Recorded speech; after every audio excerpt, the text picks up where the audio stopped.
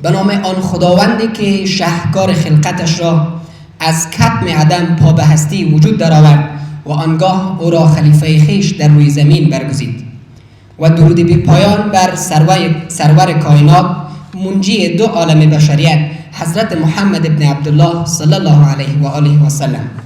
اللهم صل علی محمد و علی آل محمد.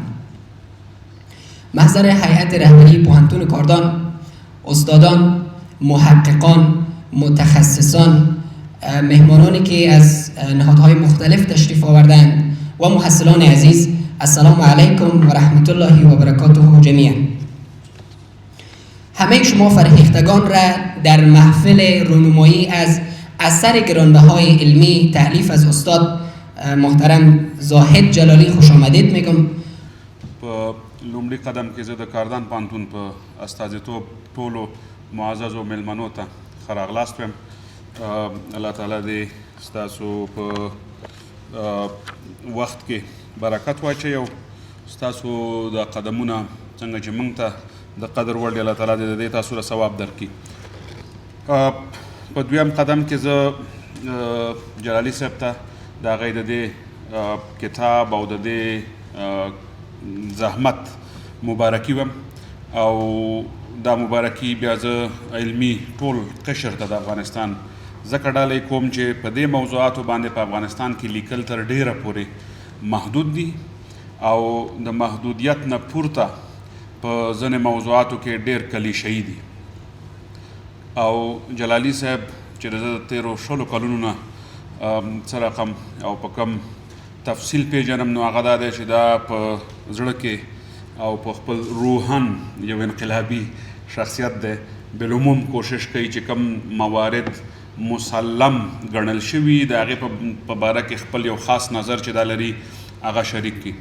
زموږ یو دوست یو ځل مانه پوښتنه وکړه چې د جلالي صاحب خصوصیت څه شی دی؟ نو ما ورته ویل هی از ا کیوریوس سول. همیشه په یو شکل یا په یو وضعیت د دې د 2 کالونو ډیر پاتې کېدل ممکن نه وي. مطالعه کوي او په اصطلاح باندې هغه کوشش کوي چې نوي موضوعاتو سره بلد شي او چې کله بلد شي بیا تر یو وخته پورې هغه بیخي هضموي. بیا لږ وخت بعد د هغې یا ځینې برخه د دې په نظریاتو کې پاتې کیږي، ځینې برخه تغییریږي او دا د یو طالب علم دپاره یو ډیر ښه خصوصیت ده. بناءً زه تر یو اندازه خبرې زه کوشش کوم چې د کتاب په محتوا او په منځپانګه باندې وي او یو څه اندازه د دې موضوع د اهمیت په باره کې زه غواړم چې تاسو سره خپل ناتیزه نظریات شریک کړم. د کتاب په باره کې زه باید ووایم چې هغه ما چې ویل چې کلیشه‌ایي یا فرضاً د موجود وضعیت د په چالش کې اچولو سلیقه او جرأت جلالي صاحب سره شته، نو د کتاب عنوان یې د نړیوال قانون په نوم باندې یا په عنوان باندې ایښی دی، شروع کړی دی.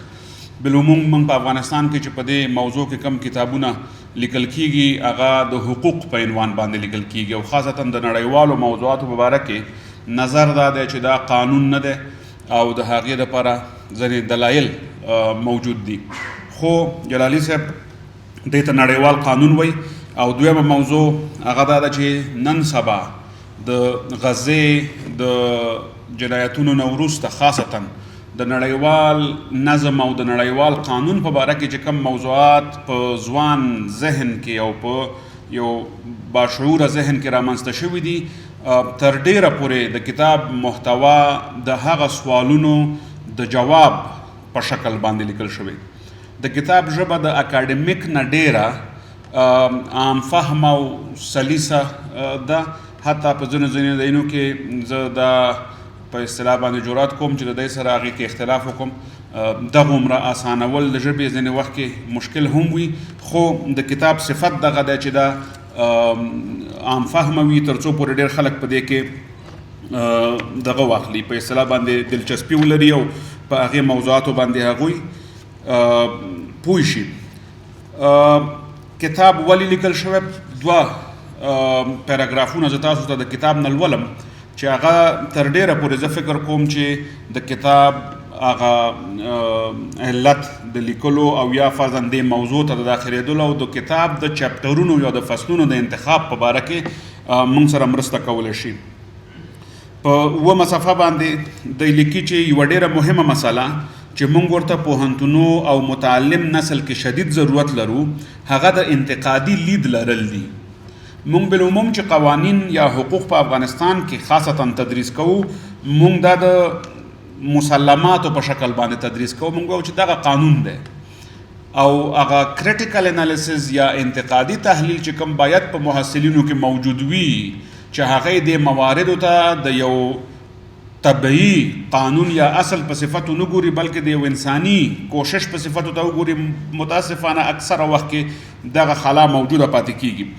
نو بناءً دی وایي چې په متعلم او محصل دواړو کې موږ غواړو چې انتقادي لیدلوری پیدا شي او د نننۍ زمانې تقریبا ټولنیز علوم د غرب تولید دی یا د غرب له تولید څخه په تأثیر دي.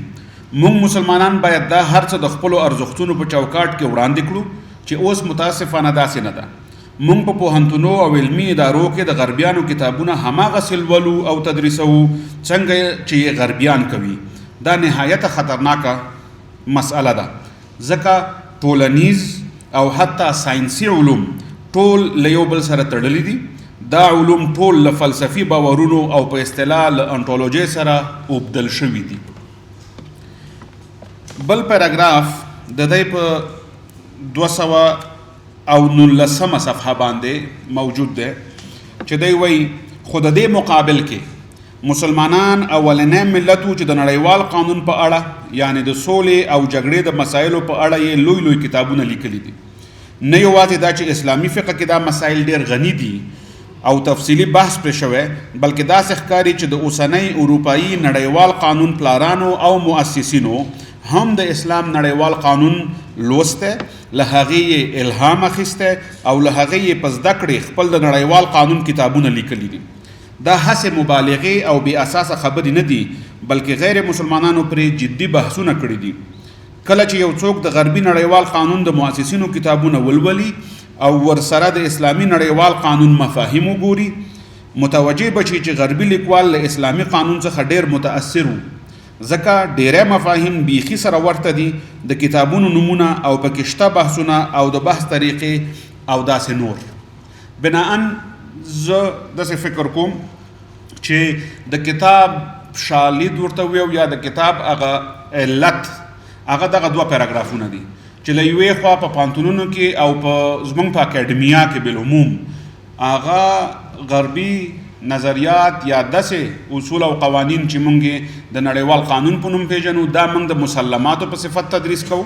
دوی غواړي چې دغه مسلمات چلنج شي او په هغې کې د اسلامي نقطه نظر یا د اسلام د اصولو نمایندګي وشي ځکه چې دا په کتابونو کې د ثابت شوي چې اسلامي قانون د غربي قانون د اصولو څخه قدامت لري او اساسات تر ډیره پورې هلته وضع شوي دي.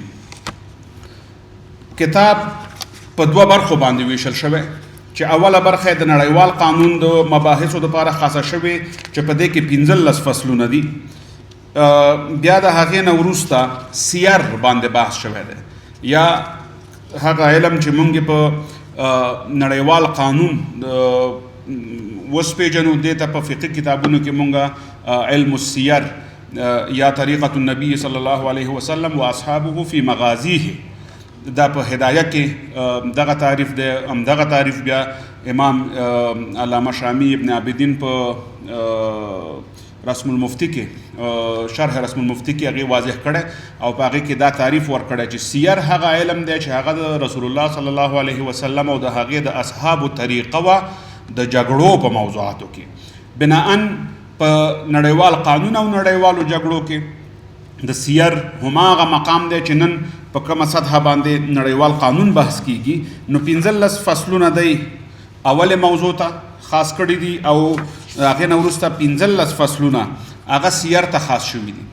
اگر چې د صفحاتو یا د حجم موضوع که موږ وګورو نو 240 صفحې په نړیوال قانون بحث شوی دی او 100 صفحې په سیر باندې بحث شوی چې انشاءالله په آینده چاپونو کې زه داسې فکر کوم چې دې ته به اهمیت او ضرورت پیدا کیږي چې د سیر برخه غني شي، ځکه د سیر او د قانون په ارتباط باندې چې کوم موارد دلته بحث شوي دي په هغې کې ځینې موارد داسې دي چې د یو عالم دپاره د هغې پوهه اسانه ده، خو کله چې یو متعلم ته دا موضوع کې ښودل کېږي نو هلته لږ تفصیل ته اړتیا لیدل کېږي چې هغه باید هغه تشه ډکه شي، ځینې موضوعات داسې نه شي خدا نخواسته چې سوء تفاهم ایجاد کړي.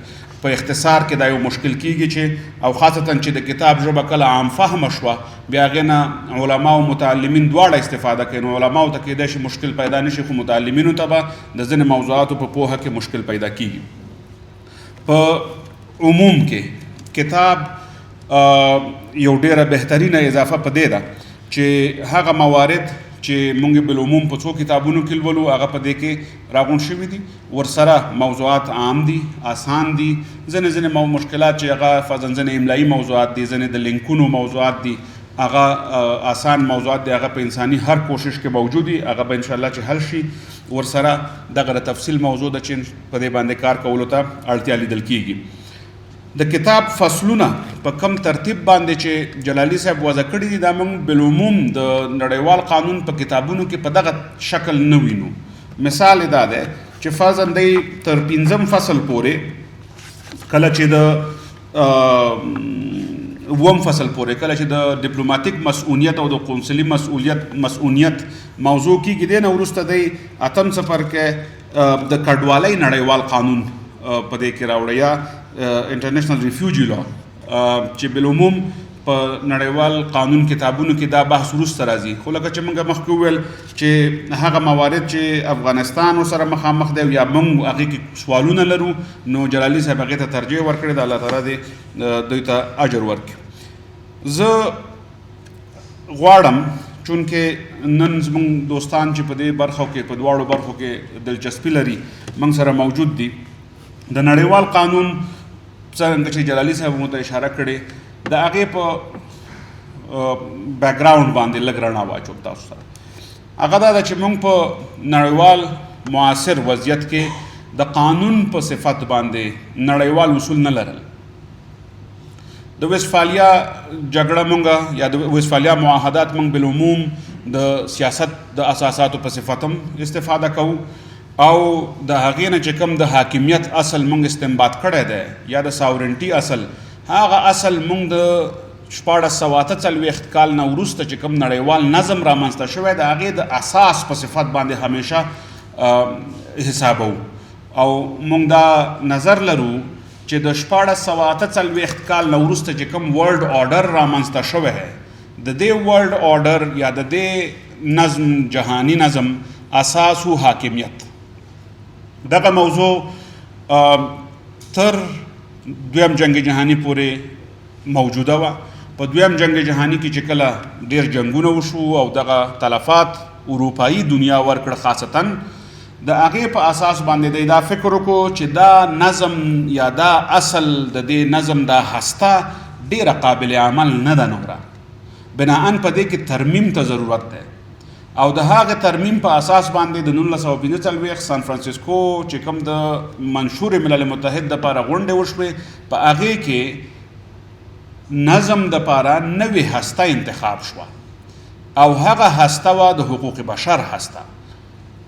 معنا دا د 1448 نظم جهانی په حاکمیت ولاړو، د 1945 نظم جهانی د بشر په حقوقو ولاړو.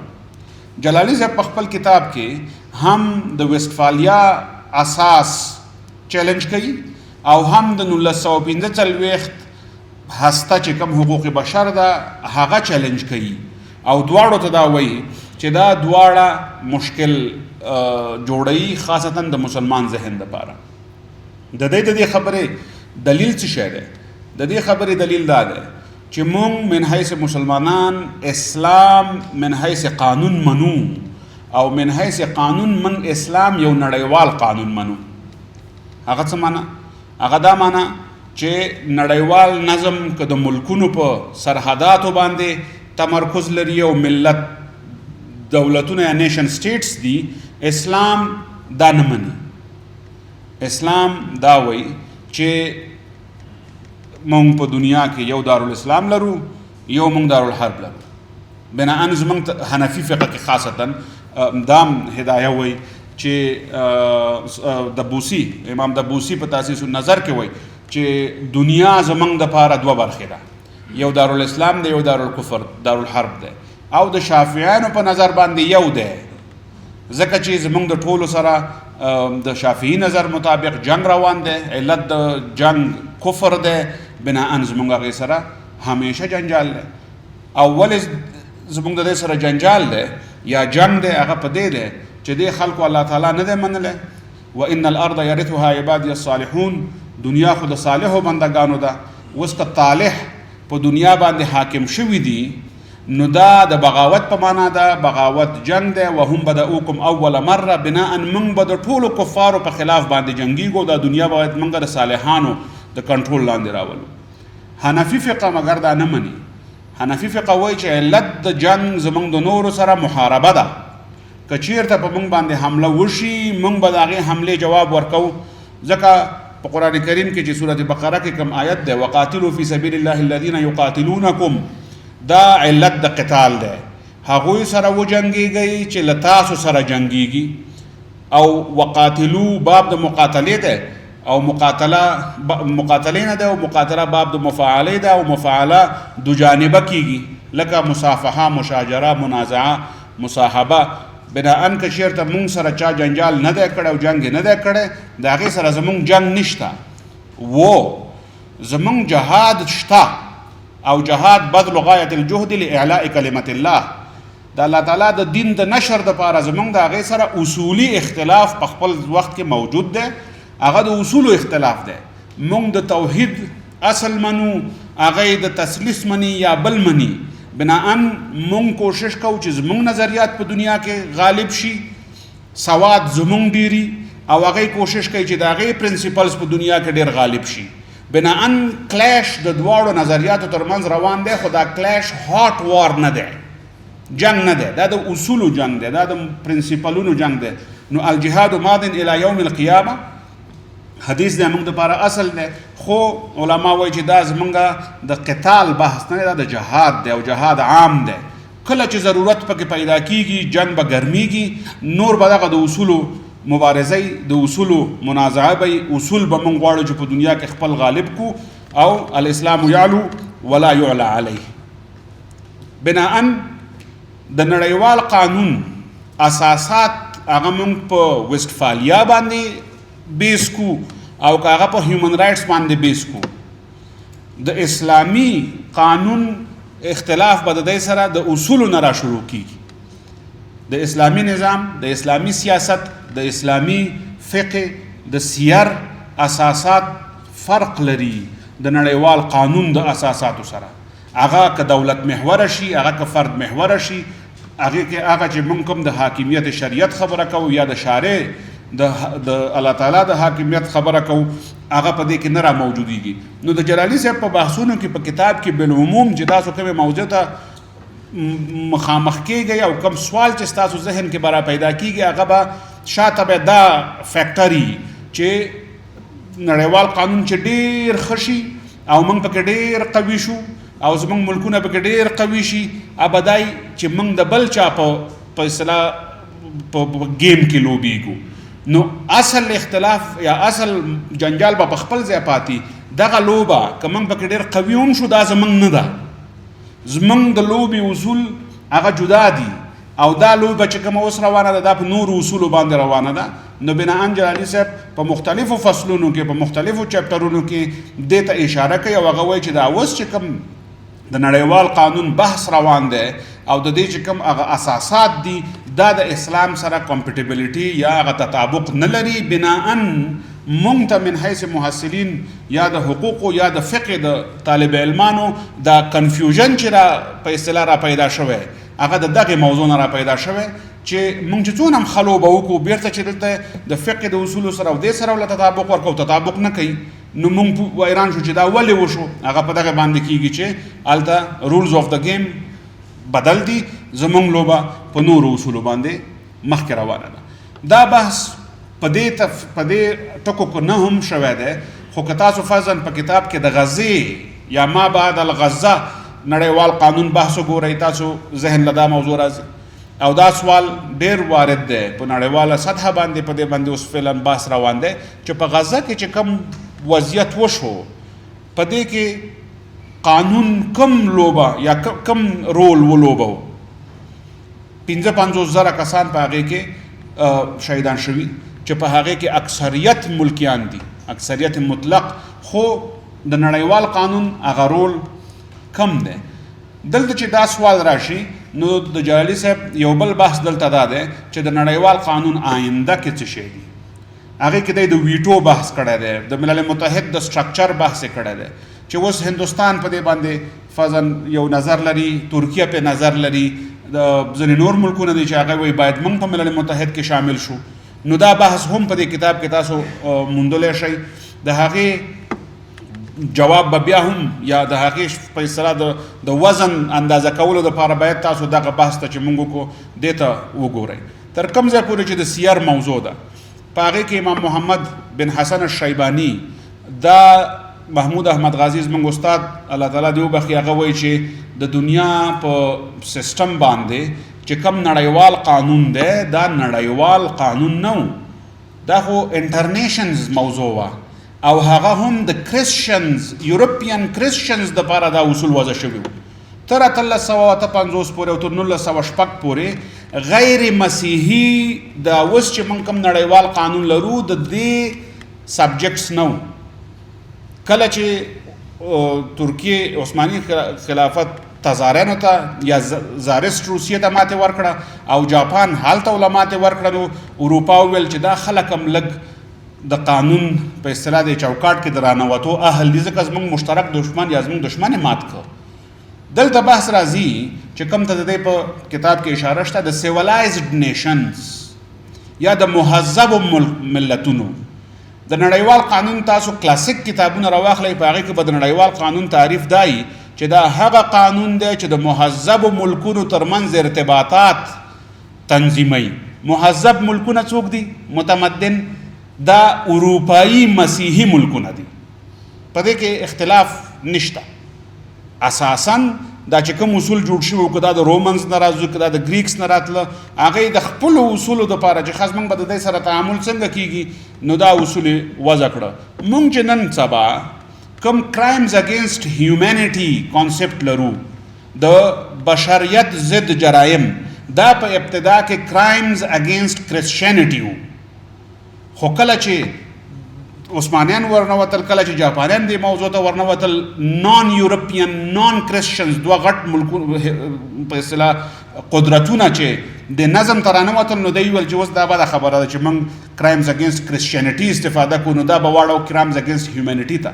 بناً کومه موضوع چې جلالي صاحب ته په مختلفو ځایونو کې اشاره کړې ده، هغه واقع موضوع ده، د هغې نه انکار ممکن نه دی، دا تاریخي موارد دي چې د هغې نه انکار نشو کولی. نو د امام محمد ابن حسن الشیبانی نظر دغه دی چې وقاتلوا فی سبیل الله الذین یقاتلونکم ولا تعتدوا زموږ د نړیوال قانون اساس دی. وقاتلوا فی سبیل الله الذین یقاتلونکم علة القتال ولا تعتدوا آداب القتال. څنګه به جګړه کې د آیچل ټول بحث به په ولا تعتدوا کې راځي، او دا چې جنگ به کله کیږي کله به نه کیږي دا په دې اول باب کې راځي. نو د دې نه محمود احمد غازي صاحب وایي او محمد حمید الله وایي چې محمد ابن حسن الشیبانی دا باید د نړیوال قانون د پلار په صفتو منل شي، او هغه خلک چې وایي چې محمد ابن حسن الشیبانی د هوګو ګروتیس یا ګروشس په لیول سړی دی، غازي صاحب وایي چې دا سرچپه ده دا موضوع. ګروشس هغه کار اروپایانو له کړی دی کوم چې محمد ابن حسن الشیبانی مسلمانانو له کړی، او محمد ابن حسن الشیبانی چې مونږ د مذاهبو ترمنځ د پل په صفت پیژنو. معنا څه شی چې خپله د امام ابو حنیفه رحمه الله شاګردو، بیا د امام ابو یوسف رحمه الله شاګردي وکړه، چې کله هغه د استادۍ مقام ته ورسېد، دلته دې نه وروسته لاړ مدینې ته، د امام مالک رحمه الله شاګرد شو. موطا امام مالک مونږ لرو، موطا امام محمد لرو. د هغې نه وروسته راغی بیرته او دلته د امام شافعي استاد شو چې ځینې خلک تر دې پورې وایي چې د امام شافعي د مور سره واده کړی خو هغه دونه قوي موضوع کیدای شي نه مګر دلته د حنفي مذهب، هلته د مالکي مذهب، بیا بیرته د شافعي مذهب کې د امام محمد ابن حسن الشیباني ډېر اساسي رول دی. نو ځکه ورته وایي د برج بټوین د مذاهب یا د مذهبونو ترمنځ د پل کردار امام محمد رحمه الله لوبولی دی. ولې موږ ته په سیر کې دا ډېر مهم دی؟ ځکه چې سیر صغیر د امام محمد کتابو کله چې دا لاړ شام ته امام عبدالرحمن الاوزاعي چې دا ولید هغې ویل چې د عراق خلک ولې په سیر لیکل کوي ځکه چې فتوحات خو د رومانو سره جنجال او دا خو په شام کې شوي د عراق وروسته فتح شوی دی نو دې پې ولې لیکل کړي. دا خبره چې کله دلته بیرته راغله علماو ته او دلته امام محمد ته چا ویل چې داسې ویل امام اوزاعي نو دوی ویل چې اوس ولې زه جواب ورکوم نو سیر کبیر یې پسې ولیکه. هغه یې په 15 کتابونو کې ولیکه. امام هارون رشید ته تحفه که او هغه هلته لاړ هلته پې امام اوزاعي سیر الاوزاعي ولیکه. دې ځای نه پې دی ولیکه الرد علی سیر الاوزاعي، هغې ولیکه الرد علی رد سیر الاوزاعي. معنا څه شی؟ د علماو ترمنځ ډسکورس کوم شی چې موږ دا قصه مې دې دپاره وکړه چې نن چې کوم شی موږ کم لرو هغه دغه دی چې د یو عالم د خبرې جواب په علمي توګه ورکول په افغانستان کې متاسفانه ډېر یو په اصطلاح سکیرسټي ده، یو نادره موضوع ده. موږ بالعموم د شخصیتونو په بحثونو باندې ډېر کار کوو خو هلته د یو لږ داسې پیغورامیزه موضوع نه د مسلمانانو دپاره دونه خیر ترې راووته چې موږ اوس په نړیوال قانون کې او د هغه وخت چې اروپا په دې موضوعاتو لیکل نو کړي موږ په هغې کې مختلف کتابونه مختصر او په اصطلاح کمپریهنسیو دا ټول لرل. نو دا ټول موضوعات دي چې په دې کتاب کې تاسو په مختلفو صفحو کې موندلی شئ. د خپل معین وخت نه ما لږ وخت ډېر واغسته د هغې بخښنه درنه غواړم او ځینې خبرې به خامخا داسې چې هغه به بې جوابه پاتې کېږي. د دې کتاب د لیکلو جلالي صاحب وایي چې زه به لږ تشریح ورکوم. ما به تشریحات به نه ورکې ځکه چې تا کنفیوژنز کریټ کړه. کتاب بیرون دی، دوستان به کتابونه واخلي بیا به بل پروګرام یو وخت بل ونیسو چې په هغې کې په هغې خبرې وشي یا ځینې دوستان به خامخا د دې کتاب په محتوا باندې انتقادي لیکل وکړي بیا به ته ورله جواب ورکړې بیا به هغه رد علی جلالي ولیکي بیا به ته رد علی رد الجلالي ولیکې. دغسې به علم مخکې لاړ شي. ډېره زیاته مننه. بسم الله الرحمن الرحیم نحمده ونستعینه ونستغفره ونؤمن به ونتوكل عليه أما بعد فأعوذ بالله من الشيطان الرجيم بسم الله الرحمن الرحيم إذا جاء نصر الله والفتح ورأيت الناس يدخلون في دين الله أفواجا فسبح بحمد ربك واستغفره إنه كان توابا. صدق الله مولانا العظيم.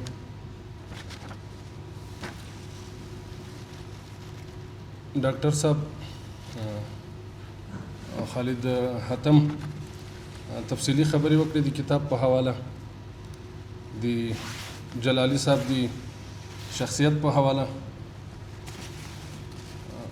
د کتاب دواړه برخې نړیوال قانون او اسلامي نړیوال قانون چې د سیر تر عنوان لاندې لیکل شوی په دغه باندې خپله په اصطلاح مکمله رڼا واچوله تفصیلات یې ورکړل. فکر کوم څه شی پاته نه دي خو بیا هم دغه کتاب چې جلالي صاحب محترم لیکلی نو لومړی خو جلالي صاحب ته د دغه کتاب د لیکلو مبارکي وایم. الله تعالی د لا مزید خدماتو توفیق ورکړي. جلالي صاحب سره ډېر بلد نه یم. د جلالي صاحب د علمیت او شخصیت په حواله باندې ډاکټر صاحب خبرې وکړې. ډاکټر صاحب ورسره بلد و خو د جلالي صاحب په شخصیت کې د ډاکټر صاحب له خبرو داسې جلالي صاحب تغییر مومي، نظریات یې بدلیږي وخت په وخت. یو وخت مې د اقبال په باره کې ویلي و چې اقبال بدلیدونکی شخصیت و اقبال سره موږ تاسې ټول بلد یو. یعنی اقبال چې کله په ځوانۍ کې و ډېره ښه له دې موضوع نه به ممکن مختلف وي، خو به هر صورت له یما سره عشق و د یما په باره کې به یې شعرونه لیکل، او یو وخت بیا دا اوس د اسلام او د غرب د ټکر په باره کې اقبال ډېر ښه کردار ادا کړی. نو دا د جلالي صاحب لپاره د ما په نظر یو ښه صفت ده چې جلالي صاحب د اقبال له طبیعت سره برابر الله جل جلاله طبیعت ورکړی. د کتاب لومړنۍ کوم برخه چې ده نړیوال قانون، دا مې سرسري وکتی ځکه چې ما ته جلالي صاحب دغه دومه برخه سپارلې وه چې په دې باندې زه د اسلامي نظر له هغه نه وګورم او دغه کوم چې د له کومو سرچینو استفاده کړې ده او په کوم طرز باندې دغه شیان راخیستي دي، کوم کتابونه دي، په هغو باندې زه څه مشورې او څه نظرونه ورکړم. جلالي صاحب په د سیر برخه چې لیکي په کتاب کې د اسلام نړیوال قانون الفاظ کاروي او بیا یوه ډېره ښه مقدمه یږدي او په مقدمې کې جلالي صاحب دغه اصطلاح که زه وایم دغه اصطلاح محصلینو او لوستونکو ته شناخته کوي او له دغه اصطلاح سره یې بلدوي. نړیوال قانون موږ تاسې اورو او ذهن ته مو هماغه څه راځي لکه ډاکټر صاحب چې د جلال صاحب د کتاب هغه کوم پاراګراف دی نقد وایو چې د کتاب یوه ځانګړنه ده او موږ له نړیوال قانون نه متاثره یو او نړیوال قانون هماغه بولو چې کوم غرب موږ ته وړاندې کړی ده او له هغه لیدلوري دا خپل ټول شیان ګورو. جلالي صاحب دلته کوشش دا کړی ده چې یو لوستونکي له نړیوال قانون د اسلام له نړیوال قانون له الفاظو سره بلد کړي، له اصطلاحاتو سره بلد کړي او بیا وروسته په هغو اصطلاحاتو باندې خبره وکړي. په همدې کې جلالي صاحب ډېره یوه اهمه موضوع ته اشاره کړې ده چې د اسلامي نړۍ دا کوم اوسنی وضعیت چې ده دا یې د استعمار زیږنده بللې ده او دغه د افکارو تسلط هم زما په فکر باندې د دغه شي اثر ده چې په موږ باندې راغلی او موږ له هغه غربي قانون نه په هغه طرز باندې متاثر یو. جلالي صاحب همداسې ځي د سیر بیان کوي، ډاکټر صاحب وضاحت وکړو. په سیر کې جلالي صاحب سیر عام کړی ده، جهاد یوه برخه بللې ده او سیرو کې جلالي صاحب دغه د سولې احکامو، دغه د بندیانو اسیرانو احکامو دغه ټول له جهاد نه جلا بللي. ځکه دلته جلالي صاحب جهاد یوازې مقاتله بللې ده، یوازې دغه د جهاد هغه مهم اړخ چې هغه جنگ ده، جګړه ده، جلالي صاحب هماغه بللې. دغه نور شیان یې له جهاد نه راجلا کړي دي او دا عام په اسلامي قانون کې نړیوال قانون کې داخل کړي. خو زما په نظر فقهای کرام دغه هم تر جهاد لاندې کیږي ځکه دا د جهاد ملحقات دي او له جهاد سره تړلي دي. جلالي صاحب مخته ځي د جهاد د حقیقت کله چې دغه بیاني په ډېر ښه انداز او مستدل انداز باندې جلالي صاحب کوشش کړی ده چې د مستشرقینو چې په اسلام باندې کوم د جهاد په نظریه باندې کوم سوالونه او اعتراضونه دي هغو ته جواب ووایي او داسې د اسلام نړیوال قانون چاته متوجه ده په چا باندې پلی کېږي. جلالي صاحب د مخاطبینو تر عنوان لاندې ډېر ښه تفصیل او وضاحت کړی ده. نو لکه ډاکټر صاحب چې ول کتاب د تاسې په لاس کې ده، تاسې به یې ټول وګورئ په تفصیل سره، زه ډېر نه وایم. د اسلامي نړیوال قانون د سرچینو په بحث کې جلالي صاحب مفصل بیان کړی. لکه موږ تاسې عموما د اسلام د دین چې هغه کوم د دلایلو سرچینې دي هغه موږ تاسې وایو، اصلور دي، ځینې نور دي، هغه بیا راخو هغه په دې کې داخله او جلالي صاحب په تفصیل باندې هغه بیان کړي دي. یولس سرچینې بیان کړي دي، ما په نظر باندې مهم بحث ده او تر ډیره پورې که موږ سره کله یو د ځینو شیانو په باره کې یو سوال پیدا کیږي چې په دینی تعلیماتو کې به دلته خلا موجوده وي د دغه احکامو د ما په نظر باندې تر ډیره حده پورې هغه خلا له دغه سرچینو نه موږ ډکولی سو. جلالي صاحب زی اصطلاحات بیانوي، اسلامي اصطلاحات. موږ تاسې باندې اوس لکه جلالي صاحب سی ویلي دي دغسې کوم معاصر نړیوال قانون ده یا نړیوال نظم ده له دغو اصطلاحاتو نه موږ متاثره یو. دلته جلالي صاحب په دغه اسلامي اصطلاحاتو باندې ډیر تمرکز کړی ده او د هغو خپل اثراتو ته اشاره کړې دي. ما په نظر باندې دا خبره مهمه ځکه ده چې موږ تاسې د دغه اوسنی دور له دغه اصطلاحاتو نه متاثر یو. هغه اصطلاحات راته پردي دي، یا که څوک وایي موږ هغه اصطلاحات منل یا د هغه اصطلاحاتو شاته چې کوم پسې منظر پروت ده هغه شي منلو ته ډیر زر نسو تیارېدلی. د لکه ډاکټر صاحب اشاره ورته وکړله دارالکفر دارالاسلام دغه بحث کې جلالي صاحب ځینې معاصر اسلامي پوهان هغه نقد کړي دي چې هغوی دغلته ځینې نظریات د هغه وخت او د هغه چاپیریال زیږنده بللي وو. ځینې اصطلاحات چې هغه د موږ په فقه کې تاریخي ریښې لري او فقهي ریښې لري، معنوي ریښې لري، هغوی دغه اصطلاحات د هغه وخت او د هغه چاپیریال زیږنده بللي وو. معنا په هغه وخت کې کار وکړي او وروسته بیا باید نه. جلال صاحب دلته ډیر ښه په هغوی باندې نقد کړی ده او دغه خپل فقهي کوم اصطلاحات چې دي د هغو ښه دفاع سوې ده. په علت القتال باندې جلال صاحب ښه تمرکز کړی ده او ښه حنفي نظریه او شافعي نظریه دا یې ښه څېړلې ده او داسې حنفي نظریه هغه څومره له واقعیت سره یا په هغه کې په عمل کې څومره هغه اسانه ده او عمل ورباندې کېدلی سي دا باندې ښه وضاحت کړې ده. ډاکټر صاحب په دې موضوع باندې خبره وکړله. د اسلام له نظره مشروع جګړې دلته دا یو مهم بحث ده چې آیا په اسلام کې یوازې دفاعي جهاد ده او که اقدامي جهاد هم شته. جهاد ډاکټر صاحب ترجمه وکړله چې بدل الجهد ده. خدا فکر کوم تر ډیره پورې ډاکټر صاحب ته په احترام لغوي ترجمه ده. په اصطلاح کې جهاد ولو که ډیرو شانو ته شامل ده خو په قتال فی سبیل الله کې د جهاد کلمه ډیره استعمال شوې ده او جهاد چې ذکر کېږي تر ډیره پورې ذهن ته د سړي قتال فی سبیل الله ورځي. او دا جهاد یا قتال فی سبیل الله موږ دوه قسمه لرو، دفاعي او اقدامي، او دا دواړه د موږ نظریه او د موږ فکر اسلامي فکر ده. لکه په اصطلاح وایم عقیده مو ده.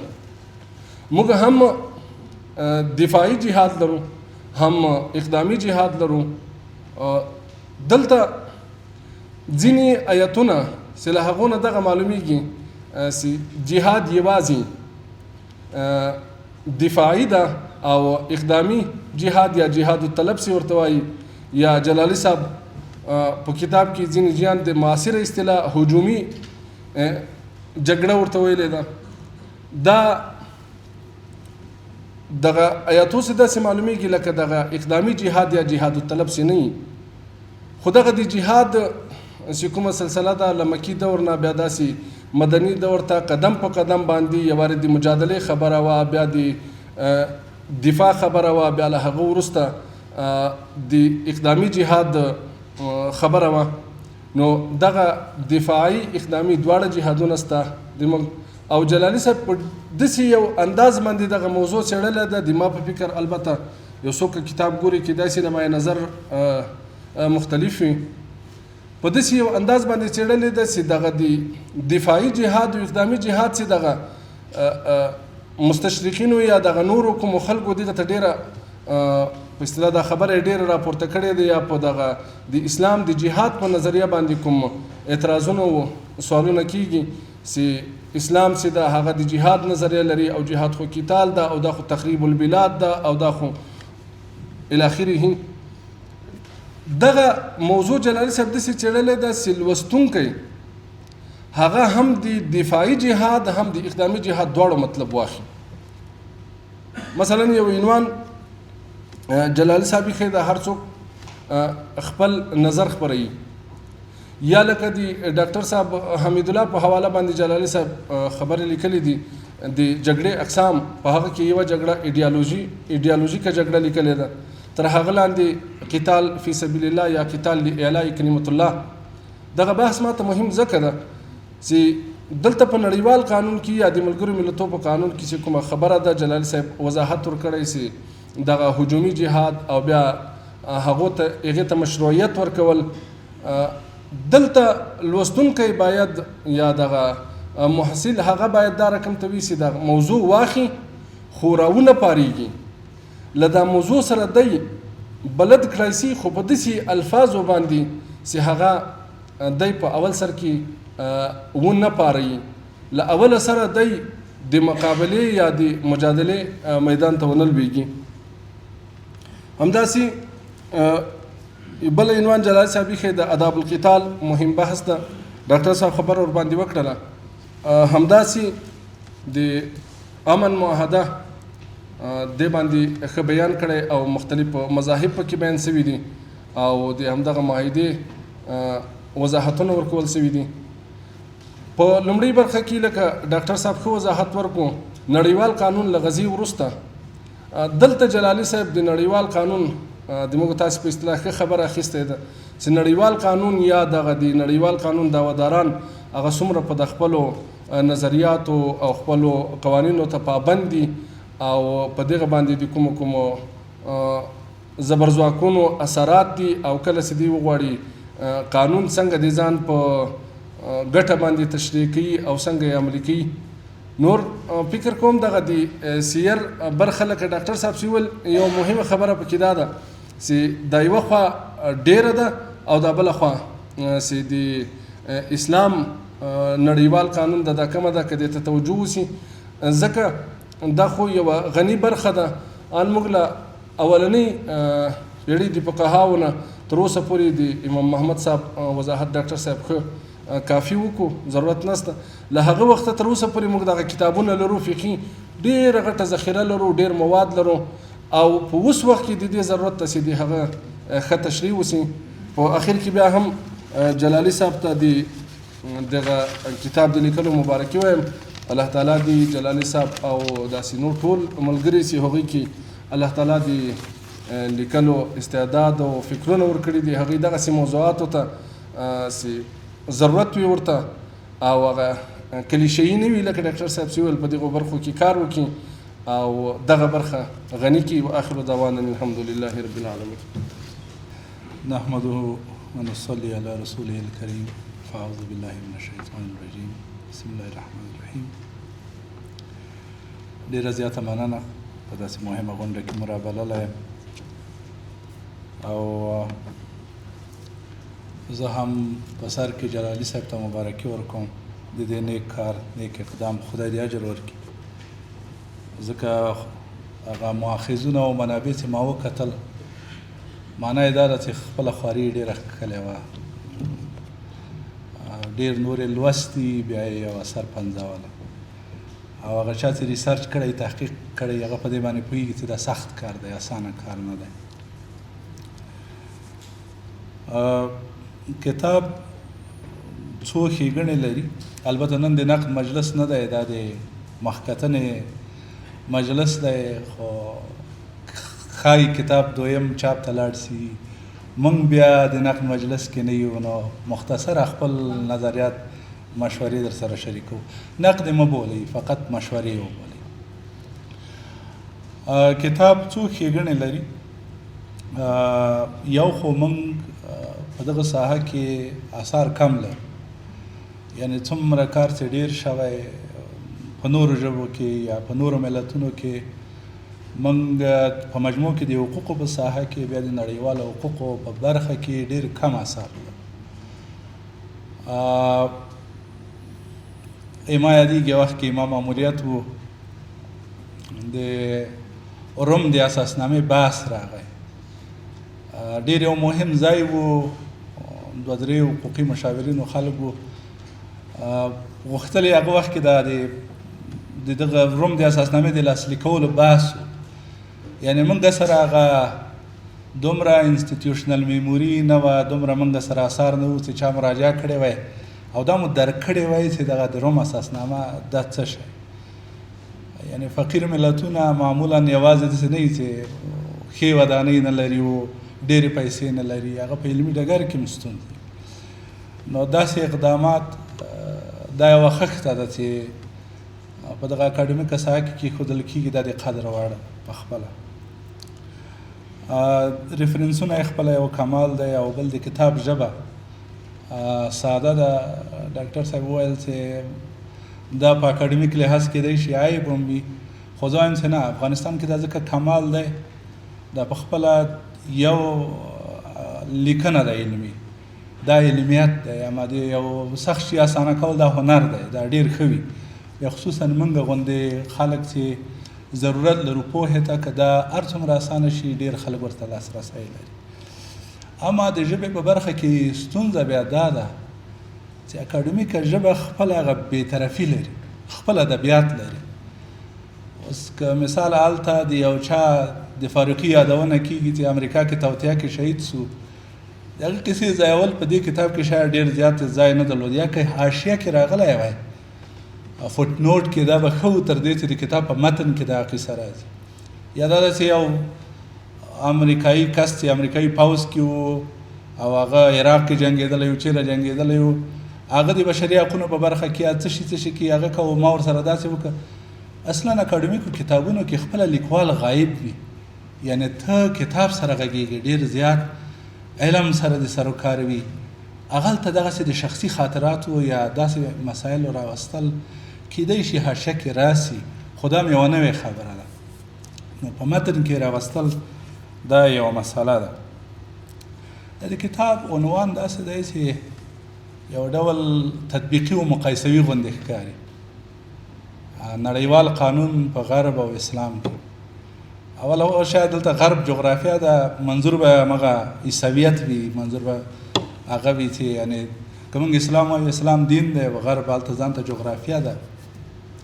او تقریبا د رنسانس نه وروسته غرب ته موږ ډېر زیات هغه د صحیح ده به پکې وي، یعنې یوه دیني ټولنه ډېره دانه د اقل د سیاست په برخه کې. دغه مقایسوي بحث که بیا کېده د نړیوالو حقوقو، بیا ښه دا وه چې هر چپټر خلاصېده.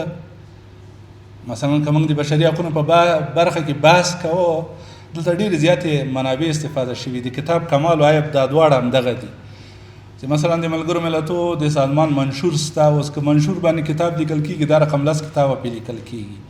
که موږ د روم اساسنامه راواخلو، که موږ د مدني او سیاسي حقونو کنوانسیون راواخلو، که موږ د ژنیوا کنوانسیونونه راخلو، که موږ د ویانا هغه راخلو، هغه معاهدې چې هغه لارښود دي د ډیپلوماتیکو حقوقو، د هر یو باندې ډېر اثار لیکل کېږي. په دې کتاب کې راغلي کمال دا دی چې یعنې تا ورسره اشنا کوي. عیب دا دی چې ډېر دې پرې نه پوه کوي، ځکه په ډېر وړکي اثر کې ځکه ډېر منابع کارول شوي. خو که ته مثال دا دواړه په عنوان کې راولې، بیا خو چې کله ته د بشري حقونو اعلامیه اخلې په بحث کې، بیا باید تطبیقي وڅېړې، مقایسوي هغه که چې په دې کې دغه موارد راغلي. تا د قاهرې د بشري حقونو اعلامیې مثال ورکړی چې هغه اسلامي اعلامیه ده د بشري حقونو، هغه باندې د استناد کړی وی قرآن کریم او په احادیثو یا د فقهاو په نظریاتو باندې یا د نقد کړی وی، یا د لکه د امام احمد شیباني مثال د راوړی په نړیوالو حقوق کې چې هغه پلار دی د دې ساحې د حقوقو. نو چې دلته د لومړیتوب ورکړی وی چې دغه شیان هلته هم شته، لکه د ژنیوا کنوانسیونونه اوس دا د جګړې حقوقو په برخه کې کوم احکام چې په هغه کې راغلي، څه د اسیرانو په برخه کې، څه د ټپیانو په برخه کې، څه د ملکیانو د محافظت په برخه کې، هغه څومره د موږ په اسلامي حقوق کې دا شی راغلي، هغه وخت کې دا د جګړې او د سولې په هغه کې راغلي. خو د ژنیوا کې هلته اوس ریفرنس نشته چې هغه یادونه شوي. دا د غربي تمدن یعنې یو خاصیت دی چې دغه صداقت دوی ډېر زیات ځان ته حفظوي نه، هر څه چې وایي ځان پسې استعمالوي. دغه تطبیقي روحیه هغه نوم چې په کتاب کې معلومیږي دا دننه په کتاب کې شته نه. یو خبره بله ده، دا پاراډوکس دی.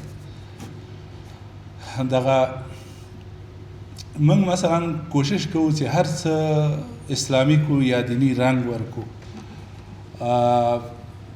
بعضې په دې کې ډېر مخکې ځي، بعضې د واقعي پخلاینې هڅه کوي، بعضې ډېر زیات داسې په ټکر کې بولي، یعنې مختلفه نظریات.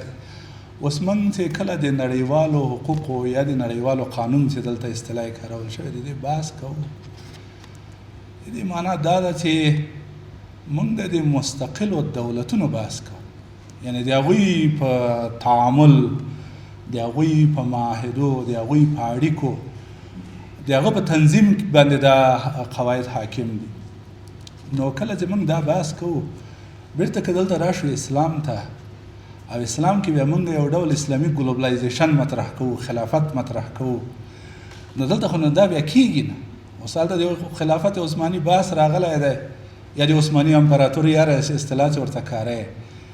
نو صحیح ده، موږ ته د مسلمانانو په توګه هغه داسې وه چې زښته ډېر راته مهمه وه، شرقي اروپا تر یونانه پورې واسې، د اتریش و ویانا تر څنډو پورې، او داسې مثال تر روسیې و کریمیا پورې، داسې د افریقا موږ ته مهمه ده، موږ افتخارات دي. اما که چېرته داسې یو بېطرفه ستاندرد ته یې راوړي، هغو ملتونو ته یې راوړي، هغه ته خو بیا د بریتانوي استعمارو یا مثال د هغه نه مخکې د نورو استعماري قوتونو سره ډېر زیات فرق نه لري. که سړی بیخي داسې هغه الفاظو ته لاړ نه شي، هغه مقایسې ته لاړ نه شي، ځکه موږ ته خوند نه راکوي. که داسې فکر وکړي چې عثماني امپراتورۍ وه، هغه چې څوک د ده په ساحه کې وو، هغه خو د ځانه یو مستقلانه اراده نه درلودله چې هلته راته غږېده.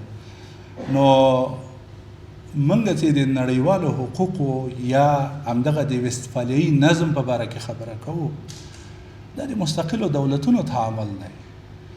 موږ ټول په وستفالیایي نظم کې راګیر یو، او باید په دغه باندې اعتراف وکړو چې حد اقل موږ د دغو له دې زنځیرونو نه د وتلو وس هم نه لرو. او جالبه دا ده چې حتی په خیر مو هم نه ده. اوس داسې فکر وکړه چې موږ د اوس د غزې او د فلسطین په بحث کې موږ اوس ټول په دې هڅه کې یو چې څنګه یو مستقل فلسطین نه یې هېواد رامنځته کړو. که موږ وشو کولی چې هغه د همدغه وستفالیایي نظم تر چتر لاندې راشي، لږ ذره د یو دولت او د یو ملت په نامه باندې ځینې حقوق چې لري هغه ورته ورکړل شي. نو کله چې موږ په هغسې مرحله کې یو، او بیا داسې هڅه کوو چې کوشش مو دا وي چې څنګه وکړو دا ټول مسله بیرته راوړو په د فقه کې یا په حدیثو کې یا په آیات ثابته کړو. دا مسایل لږ ذره داسې سختي، ځکه موږ بعضې شیان په عاریت اخلو. لکه اوس سړی بحث نه لږ لرې لاړ نه شي، لکه اوس موږ وایو اسلامي بانکداري. بانک د غربي تمدن یو مؤلفه ده. اوس صحیح ده، ته کوشش کوي چې هغه پخلا کړي، هغه داسې کړي چې محلي کې بومي یې کړي، یو ډول سود به ترې وباسي نور شي. اما په نهایت کې خو دا خو یو غربي نهاد دی، نه شي کولی چې ته بیخي د هویت هم راواخلې اسلامي یې کړي. دغه حقوق، دا د ملګرو ملتونو سازمان، دا مسایل دا همداسې دي. اوس فکر وکړئ چې هغه وخت کې د ملتونو لیگ چې جوړ سو، او هغه بیا د دویمې نړیوالې جګړې سره ناکام اعلان شو. ورپسې تا په دا کتاب کې دې شیان ټولو یادونه کړې چې کله متفقینو دا جګړه وګټه، هغوی وو چې د توکیو د نورنبرګ محکمه یې جوړه کړله، د جاپان 4 صدراعظمان هغه کړل، محاکمه کړل، همدغومره دفاع وزیرانو، همدغومره نور کسانو. په جرمني کې په د نورنبرګ محکمه عین په همدې شکل باندې وه. دا قواعد چې وروسته بیا تا دا ریفرنسونه ورکړي، د آی سی ټي واي، د آی سی ټي آر، دا محاکم سره ایجاد شوي، دا ټول هغه قوي یا د هغه چا چې جګړه ګټلې یا زورور دی هغې ایجاد کړي. اوس دا نظم داسې دی چې که موږ بیرته دلته ځو، بیا د خپل د ارزښتونو مطابق د هغه نه عدالت غواړو، دا خو ممکن دی نه. اوس خپله د ملګرو ملتونو د امنیت شورا، دا چې 5 ملکونه هلته دي، ویټو حق لري، خو معنا دا ده چې د پاتو ټولو ملتونو نه هغه په سرنوشت باندې 15 دولت حاکم دي. یعنی دې بنیاد ډېر زیات په عدالت نه دی استوار. دا د هغه نظم چې وسفالیان یې پیل وشو او د دویمې نړیوالې جګړې نه وروسته متفقینو یا ګټیالیو دا ایښی دی، موږ ټول په همغه نظم کې لګیا یو. اوس دې کې ته غزې کې عدالت غوښتی شي، نه په نورو ځایونو کې. مهمه دا ده چې یعنې که ته د یو مسلمان په توګه غواړې او نسخه وړاندې کړې، موږ باید هغه حیثیت پیدا کړو، هغه زور قوت پیدا کړو چې بله ورځ ودرېږو، موږ یو خبره کړی وشو. دغه د کتاب کې دغه کم مسیر چې انتخاب شوی، زه په نظم باندې ډېر زیات پوه نه شم. یعنې مثلا که په کرونولوژیک لحاظ د اخیستی وای چې همغسې د یونان نه شروع کړی راغلی، د روم نه همداسې وړاندې خبره تر وسفالیا او د هغه پورې راغلی چې دغه نوی نظم بیا راغلی. او د ملګرو ملتونو سازمان دی، هغه د ICC نه مخکې تشکیل شوی، هغه تا وروسته راوړی. زه په دغه هغه باندې پوه نه شم په دا ترتیب باندې چې دا ترتیب تا غوښتي د اسانه کې غوښتي دي چې هغه کې زه په منطق ډېر زیات پوه نه شم. دغه د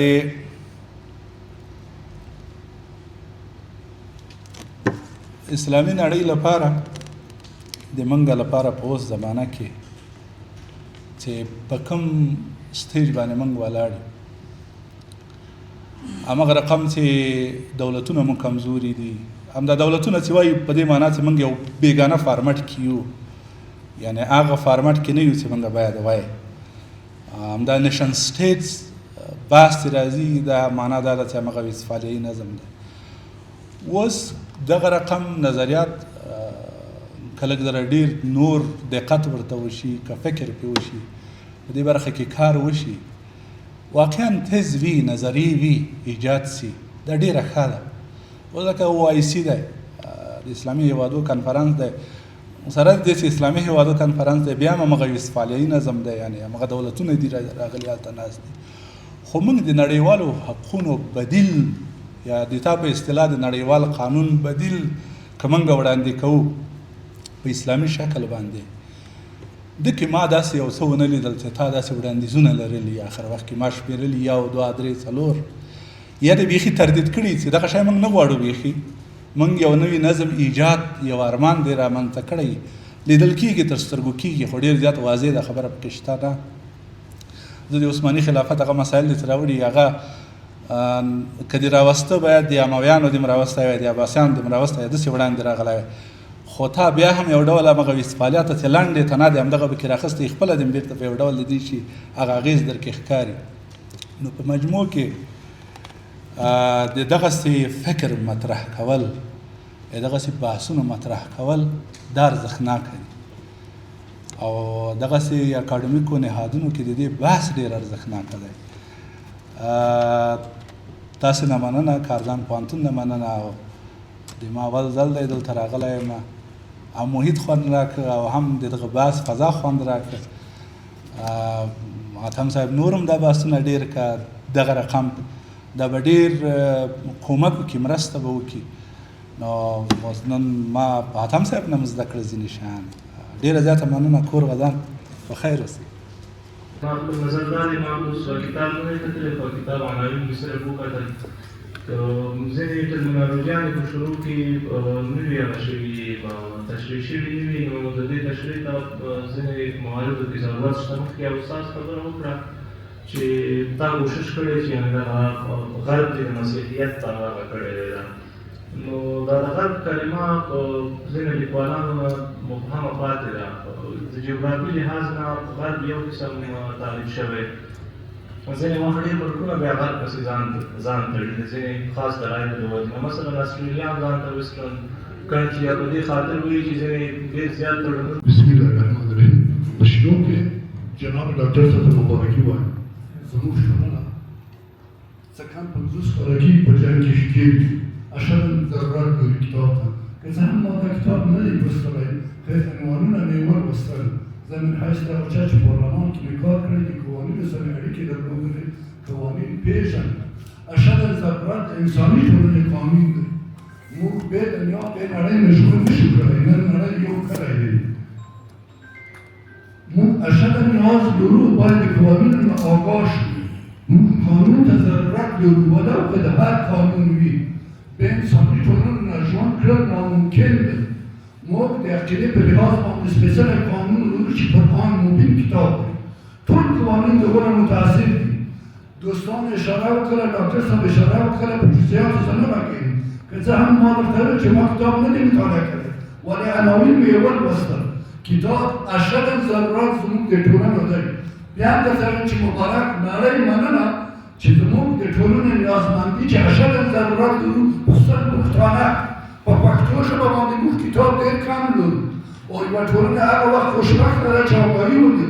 موږ که د نړۍ سره ژوند غواړو باید د نړۍ د قوانینو نه خبر شو.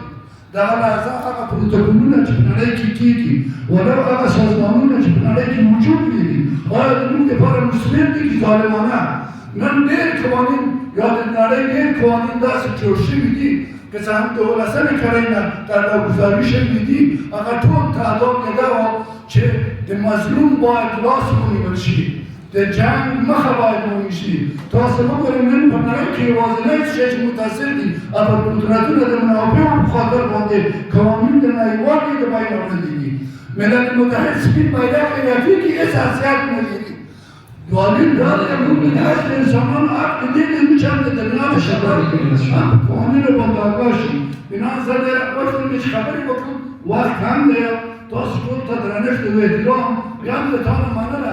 اشد نیاز زموږ د ټولنې قوانین او کتاب دی. ډېره ډېره مننه. بیا هم ډېر تشکر. بسم الله الرحمن الرحیم. الحمد لله وکفى وسلام علی عباده الذین اصطفى. اما بعد، اول خو ډېر زیات خوشحاله یم چې دې مجلس کې ناست یو. واقعا یو علمي مجلس ده. موږ په افغانستان کې عموما دغسې د کتاب بحث چې هغه عموما توصیفي او د ستایلو بحث دی. سړی سر نه تر پایه د یو چا صفتونه یې پکې چې دا نه ده پکار. انتقاد پکار د مخکې سعادت صاحب ویل چې زه نیوکه کوم. زه ډېر خوشحاله شوم. اصلا د حاتم صاحب خبرو کې هم نیوکه وله، خپل مخالفت موافقت یې ډېر ښه وړاندې کړ. مفتي صاحب خپل کېدای شي څوک متوجه شوي څوک نه متوجه شوي، په ځینې برخو کې خپل نظر چې درلوده، مثلا دفاعي او اقدامي جهاد په ډېر ښه شکل خپل هغه مخالفت او موافقت دواړه څرګند کړ. سعادت صاحب نه ډېره مننه چې کتاب یې لوستی ده او ښه مهمو نقطو ته یې اشاره وکړله. اصلا د دې کتاب د لیکلو هدف همدا ده. یعنې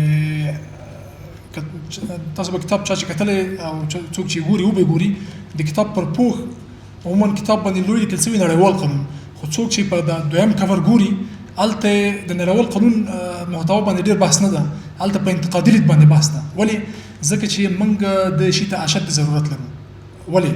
ځکه چې اوسني نړیوال قوانین دا ټول علوم چې موږ تاسو پوهنتونونو کې لولو دا د غربیانو لخوا لیکل شوي کتابونه دي، د هغوی لخوا جوړ شوي قوانین دي، د هغوی لخوا جوړ شوی نظم ده. موږ تاسو داسې لولو لکه غربی چې لولي. دا موږ تاسو یو غلطي ده، یو کمای ده ډېر. ځکه غربیانو د خپل ځان ته جوړ کړي دي، د ځان د هر څوک د ځان د ګټې لپاره څه جوړوي. یعنې یو دوکاندار چې تا ته یو خپل یو څه وړاندې کوي، داسې دوکاندار څه چېرته وایي چې دې کې عیبونه شته؟ نه درته وایي دا شی. هغه درته وایي چې دې کې دا کمال ده. حتی جالبه دا ده چې ما یو ځل څو ورځې مخکې یو ټوټه مې اخیسته د څادر لپاره، نو چېرته مې ټوټه اخیسته، کس ته مې وویل چې زه دغه مې رنګ مې خوښ شوی، دا ډېر ښه ده. او چې وروسته مې ورته وویل چې دا مثلا وبښې، اول یې ویل چې نه دا ښه نه ده، دا خرابه ده. ځکه هغه ګمان کوو چې زه د کالیو لپاره اخلم 4 متره، خو وروسته چې مې وویل چې نه زه د پټو لپاره اخلم، وایي نه دا خو بهترین طریقه ده. ما هسې ټوکه در سره وکړله. نو هر څوک د خپل څه چې تولید کړي هغه د خپل د ګټې لپاره جوړ کړي دي، هغه تا ته ډېر په ښه شکل وړاندې کوي. زه بیا مثال تاسو ته وایم. مخکې دلته د ICC او د نړیوال جنایي قانون یادونه وشوه. تاسو چې دې باندې غټ کتابونه لیکل شوي، ما خو ډېر مختصر بحثونه کړي دي، هر یو موضوع کې نهایتاً 10 صفحې په دې باندې داسې کتابونه لیکل شوي چې 1000 صفحې او 1500 صفحې. تاسو چې دا بحثونه وګورئ چې غربیانو لیکلي، مثلا هغوی څنګه بحث لیکي. هغوی په دې مسله کې لیکي چې اوله نړیواله جګړه وسوه، سخت قتل او قتال پکې وسو، د بېګناه انسانانو وینه توی سوه. ورپسې دویمه نړیواله جګړه وسوه، هلته نهایت یعنې میلیونونه انسانان، 80 میلیونه انسانان وژل شول، دې کې ښځې وي او ماشومان ول، د جنګ قوانین وضع شول، بې ځایه تلفات وشول. بالاخره بیا دغه وسوه یوګوسلاویا کې او په نورو ځایو کې بوسنیا او دو ځایو کې جرمونه وشول. نو د بشریت ضمیر وویل چې نور بس ده، د غربیانو الفاظ دي. د بشریت ضمیر ویل چې نور دا شی موږ نه تحمل کوو چې دلته یو مظلوم ووژل سي، بې ګناه دي ووژل سي، بې ځایه د مرمۍ فایل سي، په بې ګناه سړي د بم واچول سي. صحیح ده؟ دا که موږ تاسو په دې شکل لولو دا په دې معنا چې د غربیان نهایت بشر دوست خلک دي، نهایت انسان دوست دوی اصلا خو دوی په بره چوکۍ خو دوی ناست دي، قوانین خو دوی جوړوي. دا دومره بشرپال او انسانپاله خلک دي چې وویل چې نور بشریت ضمیر دا نه تحمل کوي. خو موږ تاسو وینئ چې غزه کې د بشریت ضمیر چېرته ده او دا نن چې موږ تاسو دلته ناست یو خبرې کوو دا نن هلته دغه روان ده، یعنې جنوسایډ روان ده. هغه جنوسایډ کلمه چې دوی جوړه کړې په دې باندې عملاً تطبیقېږي، خو څوک نشته چې غږ پورته کول. یعنې حتی دا غربي قوتونه چې د نړیوال قانون په جوړولو د نړیوال سیستم په جوړولو کې دوی روش ډېر بارز ده، دوی پرې چوپ دي، حتی وایي چې تایید یې کوو، خصوصا په اول ورځو کې چې دا کار شروع سه. نو موږ تاسو ته د یو مسلمان په توګه یعنې دوه اپشن لرو موږ تاسو. یو دا ده چې سر خم کړو، بس یو سیستم راغلی ده، نړیوال سیستم ده، منو یې ورسره. صحیح ده؟ یو دا اپشن ده چې دا اپشن یې بیا د کتابونه راخله، غربیانو کتابونه لیکلي دي، په ښو الفاظو باندې محصلینو ته دلته ماشومانو ته وایه چې دا غربیان چې دي بهترین خلک دي، دا خو تمدن یې راوړی، مدنیت راوړی، انسانیت ژغوري، دغه نور دا بل اړخ یې بیخي پرېږده. صحیح ده؟ یا دا ده چې ته ځان ته د یو چا په سترګه وګورې چې موږ د دنیا هغه یو امریکایي لیکوال د مارشل هاکسن هغه یو 3 جلده کتاب لیکلی د اسلام تاریخ باره کې. دا یې وایي چې که 18مه پېړۍ کې له مریخ نه یو چا ځمکې ته کتلي ول، داسې ګمان یې کوو چې یاره قصه نور هغه ده، یو طرفه ده، اسلامي نړۍ اسلام ټولو دنیا ته نسیږي. ولې؟ ځکه چې د دنیا په لویه جغرافیه کې او هغه مهمه برخه کې مسلمانان حاکم دي. دلته صفویان دي، یو غټه جغرافیه نیولې، اخوا عثمانیان دي چې له اسیا او اروپا او افریقا کې واکمن دي، او بل خوا هندوستان کې مغول حاکم ده. نو موږ تاسو ته دغسې یو تمدن، دغسې یو سیاسي واکمنۍ او دغسې خپلواکۍ میراثوری یو. نو که جاپان غوندې ماته منې خپل تمدن نه تېرېږي، فرهنګ نه تېرېږي، ارزښتونه نه تېرېږي، غرب ته تسلیمېږي، مشکل نشته بیا. خو که چېرته ته دا هیله لري چې زه د آخر زمان پیغمبر وارث یم، زه یو لوی میراث راته پروت ده، د بشریت راتلونکی د ما ارزښتونو پورې تړل شوی. که چېرته زه خپل مسؤلیت ونه پېژنم، ونه درېږم، انسانیت تباه کېږي. ځکه دا اوس دوی داسې سلاګانې جوړ کړي چې یعنې په دقایقو کې ټوله دنیا له منځه وړلی شي. دا څه چې په غزه کې وسول دا په خوا هم څه وي، تر دې بدتر هم کېدلی شي. یعنې یوټیوب کې یو ویډیو شته، دویمه نړیواله جګړه کې تاسو سرچ کړئ، د جرمني یو ښار ده په نامه د ډریسډن. دا ښار تاسو ویډیو وګورئ، د 2 دقیقې توره سپینه ویډیو ده. دا ویډیو چې تاسو وګورئ فکر کوئ چې غزه ده. او ډریسډن داسې یو ښار و چې د کې کومه لوی پوځي مرکزونه ول، نه پکې ډېرې خطرناکه سلاګانې وي. دا یو کلتوري او تمدني ښار و، یو ښکلی ښار و. خو دا چې د غربیان غوسه ول هټلر ته، په دې ښار دونه بمونه واچول چې د کلتور او تمدن هر څه ورته له منځه یوړل. دا کار هلته اوس 1945 کال کې، اوس په 2025 کال کې او په 23 کال کې په غزه کې کېږي، او سبا امکان لري چې تر دې غټ مشکلات او مصیبتونه راسي. نو دا موږ تاسو ته دا یادوي چې له دې وړو خبرو، له دې وړو نزاکتونو نه تېر سو، د دنیا د راتلونکي غم وکړو. خپل یعنې دا وړې خبرې چې فلاني داسې ول، بستاني داسې ول، له دې انتقادونو تېر سو، ځان وپېژنو، خپل تمدن وپېژنو، په دنیا کې خپل مسؤلیت وپېژنو. او ما مخکې ویل موږ تاسو د آخر زمان د پیغمبر وارثین یو، له دې وروسته بل رسالت نه راځي، بل پیغام نشته. او غرب کومې نتیجې ته رسېدلی؟ دې ته وایي پوسټ ویلیو، پوسټ ټروت، پوسټ ماډرنیزم. یعنې موږ داسې دنیا ته رسېدلي یو د غرب هغه په اصطلاح روشنفکري پرمختګ، چې دوی وایي چې نور په دنیا کې حق حقیقت نشته، دې پسې ګرځمه چې زه به ځان حق ته ورسوم، حق ته څوک رسېدلی نه شي، بس خپل ژوند ښه تېروه. صحیح ده؟ یعنې اصل بې اصلي ده. دا هم دا ده چې مثلا یو ځل وګورئ چې څوک خره سره واده کوي، څوک سړي سره واده کوي، ښځه سره واده کوي، یعنې عجیب څه چې تصور ته راځي هلته عملي کېږي. دا د بې اصلۍ اصل ده. یعنې د بشریت د هغه د فطرت څه چې مخالفتونه سب غرب کې شته. نو دغه سیستم که چېرته مخکې ځي، انسانیت تباه کوي، مشکل جوړوي. بهرحال زه به ډېر نه غږېږم، حاتم صاحب خو زه هغه کړی یم، فکر کوم یو 6 دقیقې وخت نور هم لرم. د حاتم صاحب د محدودیتونو لږ ووتم. ما غوښتل 3 مثاله ووایم. حاتم صاحب اجازه راکوئ؟ ښه، 3 مثاله زه به تاسو ته ووایم چې د اوسنۍ نړیوال قانون موږ تاسو باید په پټه سترګه ونه منو. څوک چې د نړیوال قانون محصلین دلته، هغه په دې باندې پوهېږي چې ملکم شاه څوک ده. ملکم شاه د نړیوال قانون برکه دومره یو کتاب لیکلی، په پوهنتونونو کې تدریسېږي. د ما د دې کتاب یو ډېره مهم منبع دا کتاب ده. یعنې هر فصل کې چې وګورې شاه انټرنیشنل ده، شاه انټرنیشنل ده، ځکه ډېر مهم کتاب ده. خو دا سړی څو میاشتې مخکې چې په ICC کې نړیواله جنایي محکمه کې د نتنیاهو د مجرم کېدو مسایل مطرح کېدل، دا سره د نتنیاهو د مدافع د وکالت د ټیم مشر یعنی یو څوک چې د نړیوال قانون د کتاب تر ټولو مهم مربع په دې وخت کې لیکلي هغه راځي د نتنیاهو دفاع کوي چې د مجرم نه ده. دا یو ډیر مختصر وایم. د انطالیا فورم تاسو وګورئ دا څو ورځې مخکې د ترکیې په انطالیا ښار کې وو مختلف خلک دعوت کړي د سوریې په باره کې د ملګرو ملتونو له استازي نه پوښتنه کوي چې څه باید وسي. ډېر اوږدې غږیږي زه لنډ وایم چې ډېرې خبرې په لنډ وخت کې ورسوم. دی وایي ډېر جالب شی ده تاسو یې وګورئ ټول یې واورئ. وضاح خنفر سره هغه ده په اصطلاح میزبانه ده. هغه ته وایي چې سوریې کې موږ په هغه صورت کې خلکو سره جوړیږي د سوریې ته چې دوه شرط دي اساسي. یو دا چې هغه څو ورځې مخکې چې ځینې پېښې وشوې د اقلیتونو مسله کې ښه جدي هغه وکړي یو داسې حکومت جوړ کړي دی کې ټول واقعا ټول برخې شریکي. ښه د دې معنا څه ده تاسو یې وګورئ د عثماني خلافت نیولې تر ننه پورې په اسلامي نړۍ کې د غرب د مداخلې د کمزوري او د ماتیدونکي سیستم د جوړولو ریښې دغه مسلې دي.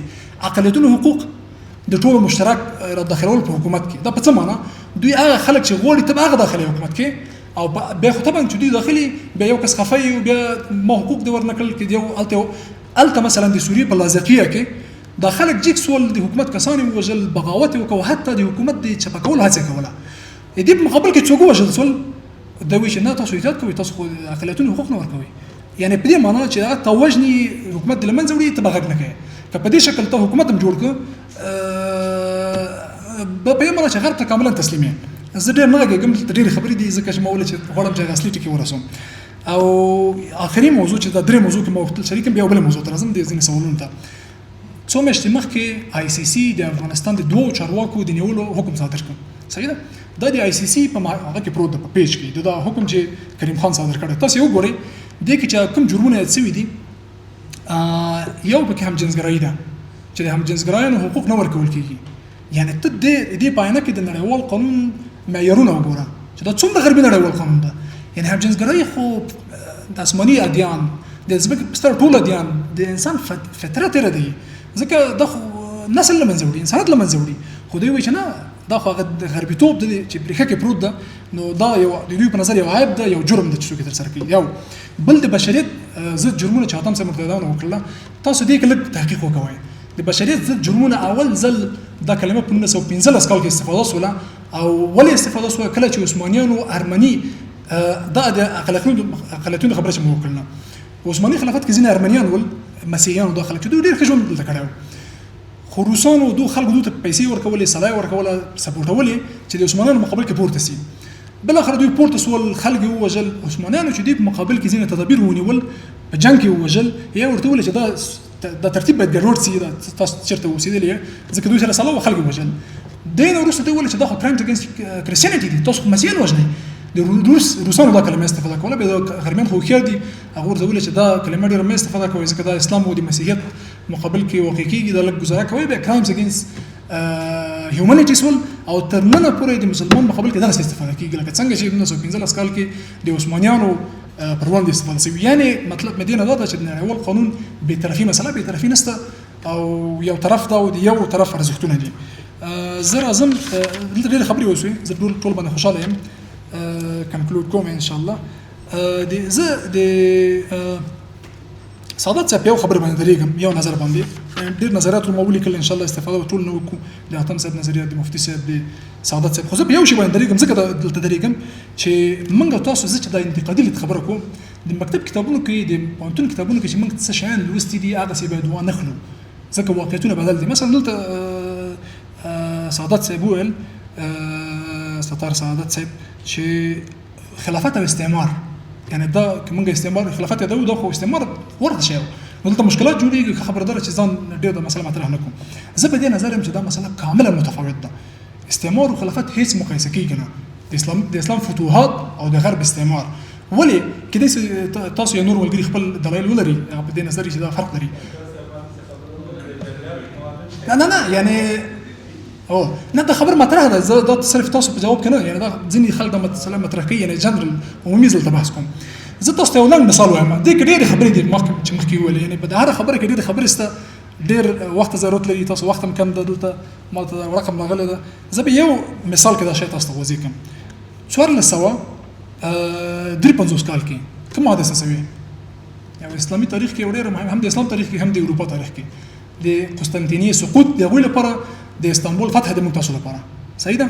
یو کس چې سلطان محمد فاتح نومېده هغه راغی د سیمې ونیوله، د مسیحیت هغه ډېر لوی کلا یې سقوط کړله صحیح ده. څه وشول نن چې تاسو هغه ته لاړ شئ استانبول ته چې پخوا قسطنطنیه وله، په دې باندې مسلمانانو څو کاله واکمني کړې، یعنې 1953 نه نیولې تر ننه پورې کافي موده ده، یعنې 600 کاله کېږي. نن چې تاسو لاړ شئ د استانبول خو ډېر غټ ده، قسطنطنیه اوس یو وړوکی ځای ده په دې کې. په دې قسطنطنیه کې د رومیانو کلیسا معلومه ده ستا، خپلې سیمې دي، خپل کورونه دي، چې بلې خوا ځای د ارمنیانو کلیسا ستا، ځای ستا، کورونه ستا، تر ننه پورې مخکې دي د خلک سیستم روان ده. اخوا ځای د یهودانو خپل سیناګاګ ده، خپل عبادت ځای ده، او هر څوک هر څه په خپل مخ وړي. هغه وخت کې سیستم دا و د عثمانیانو چې دلته که مسیحي اوسېږي ما سره به یو تړون کوي، هغه د جزیې تړون ده چې ما کتاب کې ورته اشاره کړې ده.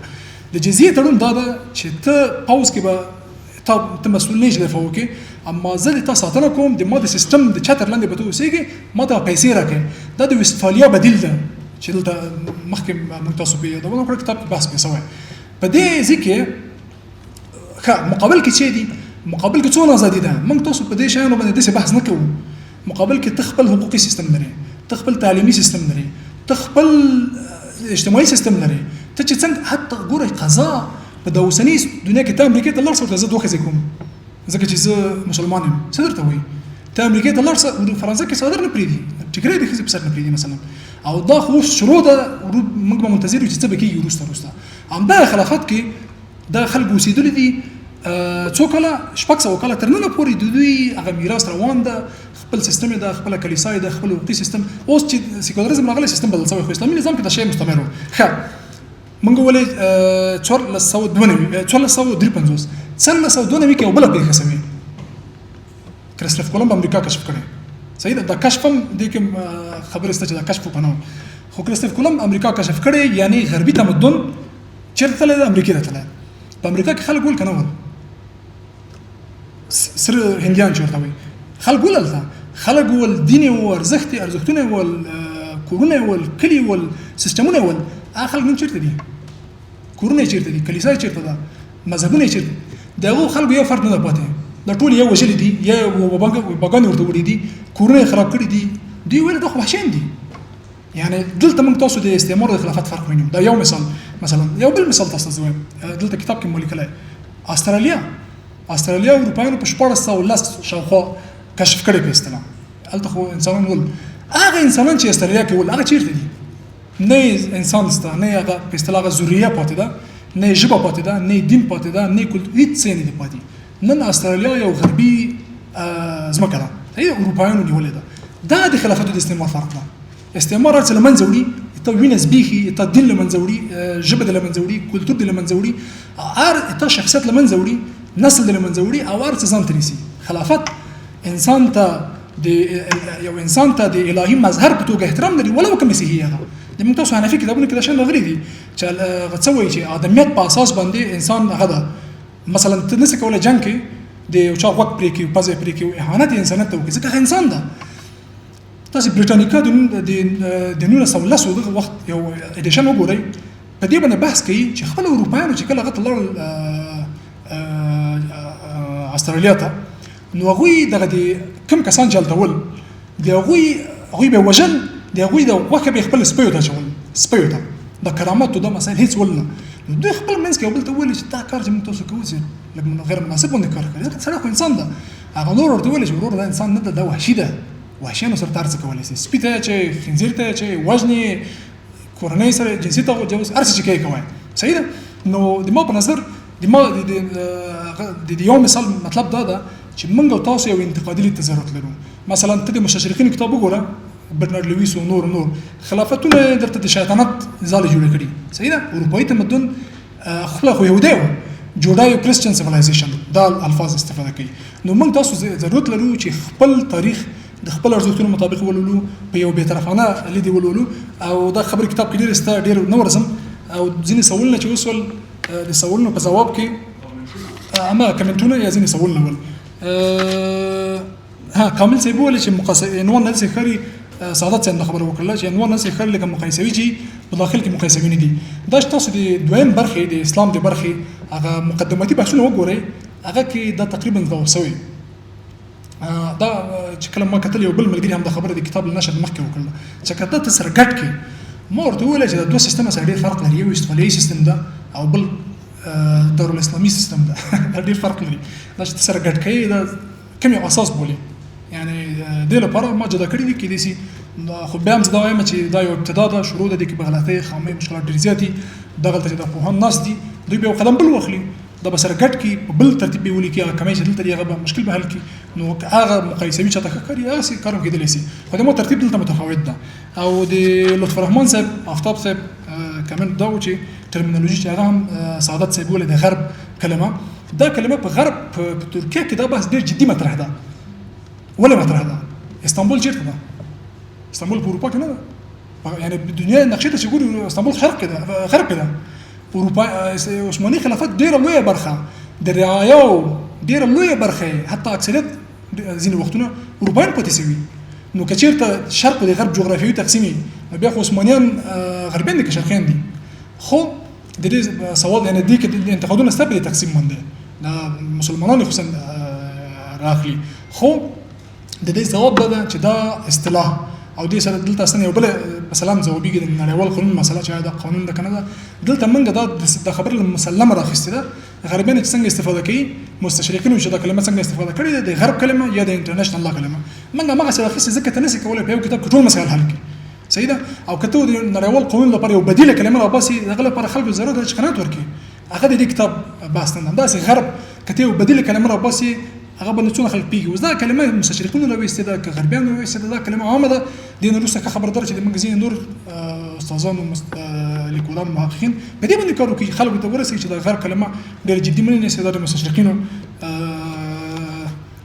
تولید د پیستما او استاد ډېر ښه خبرې وکړلې انتقادي برکه نظر ورک ټول نه مننه ډېر زیات مننه تاسو ټول نه مننه دی ملمنونه مننه سعادت صاحب نه حاتم صاحب نه مفتي صاحب نه نورو مشرانو ملګرو نه چې لوی مسؤلیتونه پرې خدي اریو مسؤلیتونه او کارونه ډېر مهم دي چې راغلي د بحث ته مرزښت ورکړی الله تعالی تاسو ته اجر درکړي دا کتاب ولولئ څنګه چې سعادت صاحب لوسته او حاتم صاحب مفتي صاحب په انتقادي شکل ولولئ په دې باندې انتقادي لیکل وکوي مقالې به نشر کړئ ځکه علم لکه څنګه حاتم صاحب ویلي په رد باندې په انتقاد باندې علم پراخیږي او دا چې ته چې ډېر ښه سړی کړي بیا مسله ملته پاتې کېږي نو ټول دی ولولي خصوصا څوک چې د نړیوال قانون متخصص دي یعنی څوک چې د حقوقو مسلین دي ټول باید ولولي خو څوک چې د حقوق مثلا د حقوقو مسلین نه دي نړیوال قانون متخصصین نه دي خو له نړیوال سیاست سره نړیوال اړیکو سره علاقمندي لري بیدار سره هغه ته ځینې بحثونه مشوره مې د چویل ولي اول بحث نړیوال قانون دی اول فصل اول د دریم د فکر کوم هغه تاریخ باندې چې څنګه شروع سره رومیانو تر د نن پورې دا به ښه تصویر وځي کې د نړیوال قانون یو څه چې هغه متخصص نه بل د حقوق د بشر د حقوقو برخه کې کوم لیکل سوي دي هغه اول د رسالو صفحه کې انتقادي لیکل دي هغه به ځینې شان وځي کې او بل غزي ورسته نړیوال قانون فکر کوم د کتاب غاصلي روح بیانې تاسو ټول ډېر زیات مننه ډېر بخښنه غواړم چې وخت مې ونیو او جزاكم الله خيرا السلام عليكم ورحمه الله